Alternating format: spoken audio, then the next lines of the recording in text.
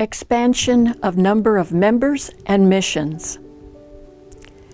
In the history of most religious congregations, there is typically a period of expansion, which is usually registered as increase in the numbers of members and mission houses in one's own country or across borders. Now, Katharina was not necessarily a big proponent of this criteria, since her early vision was that of a small but intentional group serving the needy in her home village.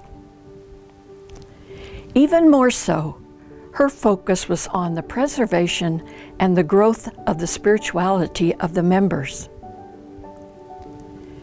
Her amazement at how quickly the number of members grew was accompanied by her anxiety that with this rapid increase in numbers, as she put it, the proper spirit of the congregation be instilled in each and every sister.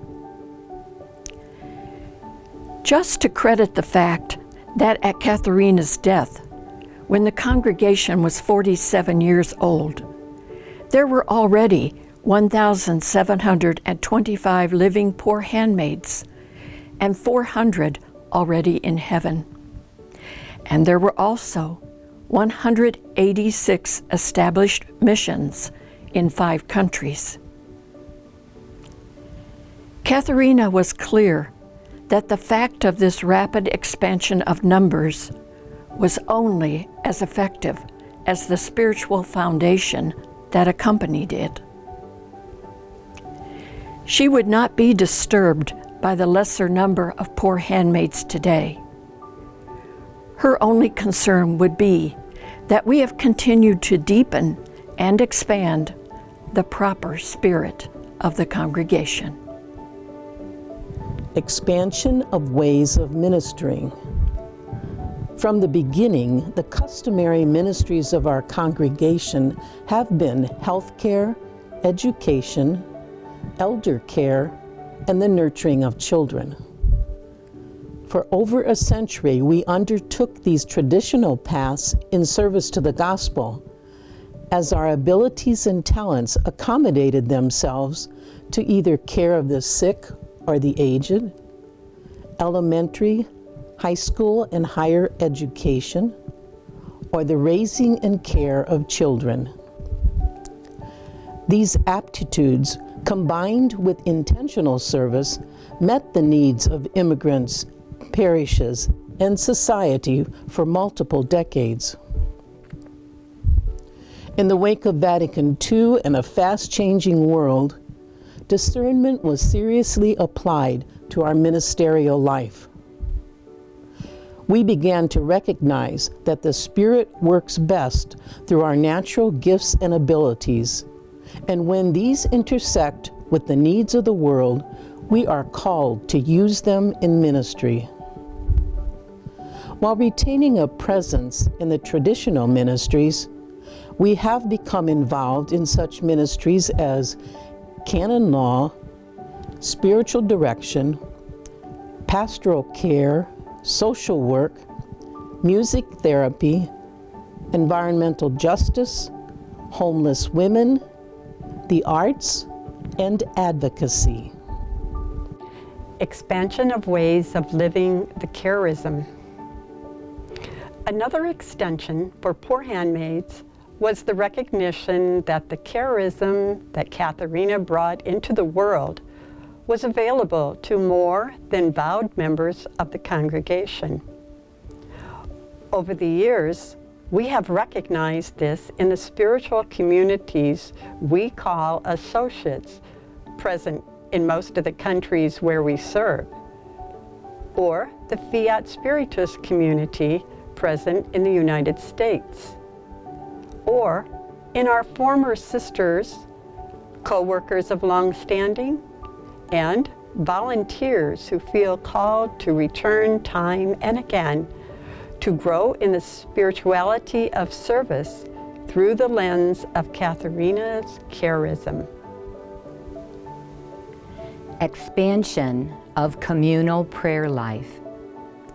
As prayer changes us, we inevitably change our prayer.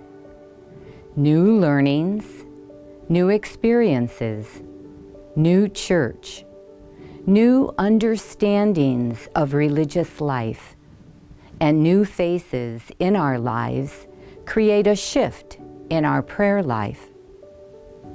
Poor handmaids continue to embrace the priority of personal and communal prayer.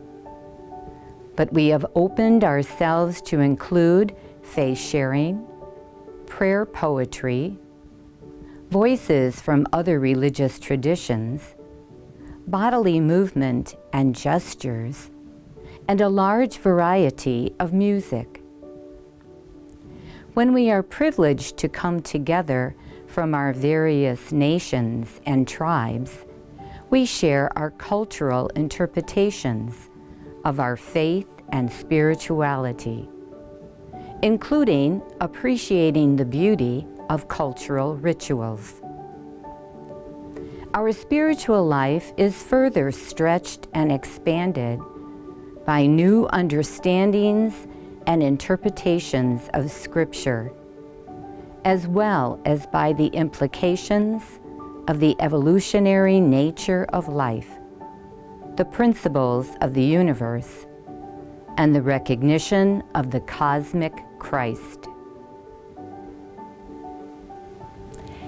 Expansion of a national congregation to an international congregation in hope of becoming an intercultural congregation.